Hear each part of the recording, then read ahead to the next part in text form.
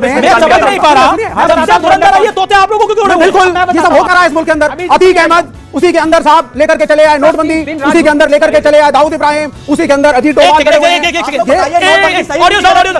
इनकी बेशर्मी देखिए कि फिल्म बात करती है पाकिस्तान की है हिंदुस्तान से जोड़ के। प्रोपेगेंडा प्रोपेगेंडा प्रोपेगेंडा, अरे किसके लिए है भाई? पाकिस्तान के लिए है ना। तुम्हें क्यों दर्द हो रहा है? तुम पाकिस्तानी हो क्या?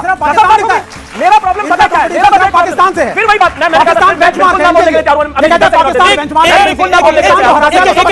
विवेक मैं 10 सेकंड ये कहना चाहता हूं कि आपको इस देश में प्रधानमंत्री जी से नफरत है, देश से नफरत है, देश के लोगों से नफरत है, देश आगे बढ़ रहा है उससे नफरत है, वो बस ठीक है। लेकिन इस देश में जिसमें आप रहते हो, जिसकी आप सिक्योरिटी जो पूरी सरकार और पूरी जो फौज है वो देखती है, कितने लोग हमारे कहां काम करते हैं इस तिरंगे के लिए, कम से कम उसको गाली मत दो। मैंने कल धुरंधर देखी, उस धुरंधर में हिंदुस्तान के मुस्लिम, हिंदुस्तान से संबंधित एक बात नहीं है। उसमें सिर्फ और सिर्फ पाकिस्तान को गरियाया है, लेकिन गरियाया पाकिस्तान को, दर्द इनको हो रहा है। कौन सा रिश्ता है भैया?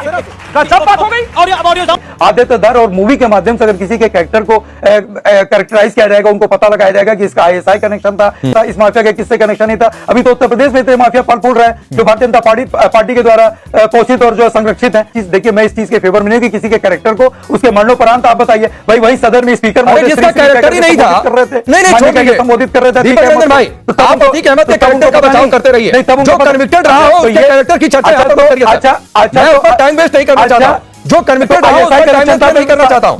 आप ये बात समझिए, आपका अतीक प्रेम फिर से उठा है, आपकी टीम फिर से निकल रही है। ये कैसे ये एपिसोड फिर से जिंदा हो गया? लोग भूल चुके थे, देश ने फिर कैसे देख लिया? क्या कनेक्शन था क्या नहीं था? ठीक है वो सवाल पूछिए। क्यों नहीं? अतीक भारत के मुसलमानों का प्रतिनिधि चेहरा है क्या, या पाकिस्तान को भारत की शक्ति और सामर्थ्य रौंद कर रख दे तो भारत में रहने वाले मुसलमानों की या उनकी खैर ख्वाह वाली पार्टियों के पेट में दर्द क्यों हो? सबको खुश होना चाहिए कि अच्छा मारा, 4 घंटा और मारो पाकिस्तान को गिरा के। नहीं, ये क्यों अचानक से बैठे ठाले ही आप लोगों को विचार आ गया कि ये एंटी मुस्लिम फिल्म है? पाकिस्तान को रौंदा गया, ये इस फिल्म का मूल भाव है। ये एंटी मुस्लिम कैसे हो गया? और अगर पाकिस्तान को भारत रौंदे, उससे भारत के भी मुसलमानों के पेट में दर्द हो तो डबल दर्द हो, मुबारक हो दर्द। वो भारत की चिंता का विषय नहीं हो सकता ना। जिनको इस बात से तकलीफ हो कि ऑपरेशन सिंदूर में वहां जाके आतंकियों के अड्डे क्यों उखाड़ दिए, जो भारत में रह के इस बात से दुखी रहे, वो भारत में लांछित होने चाहिए, अपमानित होने चाहिए, उनको कटघरे में खड़ा किया जाना चाहिए। मेजर नदीम, ये सब पाकिस्तान की कहानी है जो मैं बता रही हूँ। दुनिया को दहलाने से बहुत पुराना रिश्ता पाकिस्तान। लाइट चली गई क्या? पाकिस्तान में लाइट गई क्या? देखिए हाल तो बुरा है आपका, लाइट चली गई है, बत्ती हुई कब हो जाएगी नहीं पता चलेगा आपको। ये बहुत बड़ा खतरा है, लाइट चली गई है। आपको पता है पाकिस्तान में हालत क्या? आपके लोग वहां सड़कों पर आकर कह रहे हैं कि यहाँ पर हालत इतनी बुरी है, रमजान का महीना है, खाने के लाले पड़ रहे हैं, गैस मिल नहीं रही है। लेकिन आप देखें ये दीपक साहब को भी पता है कि मोदी साहब का वीजा अमेरिका का रिफ्यूज किया था गुजरात के, कोई पर्चा नहीं रखा, सारी दुनिया जानती है। ऐसे तो हम मुझसे पूछा गया कि भारत का लक्ष्य क्या है, दुनिया को आप क्या दिखाना चाहते हैं? मैंने कहा हमारा यह है कि डेवलपमेंट, और एक अमीर भारत, एक सक्षम भारत, एक विकसित भारत दुनिया के लिए बेहतरीन।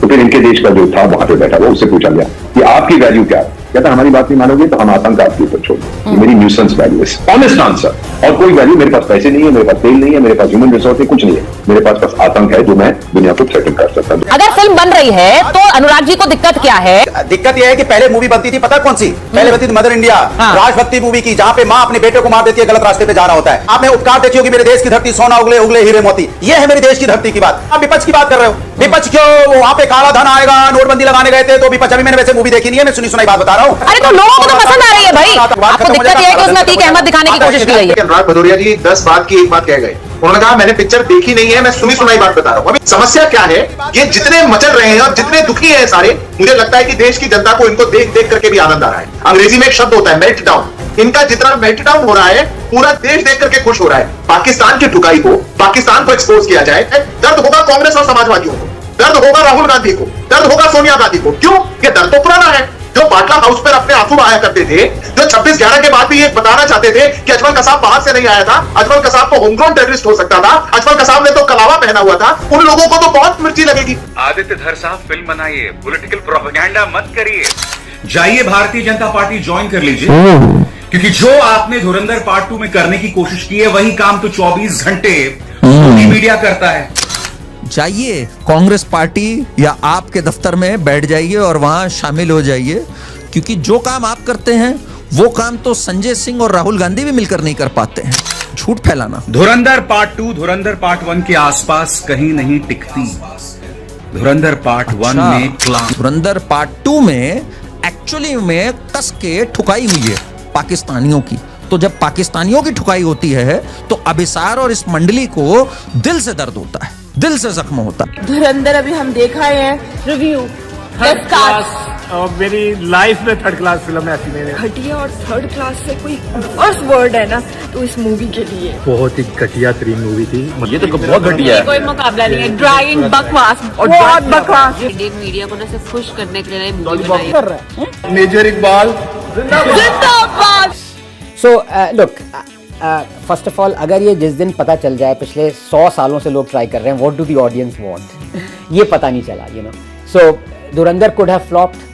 So many films that came out that thought, look, this is going to be the biggest thing since sliced bread. They flopped like on day one.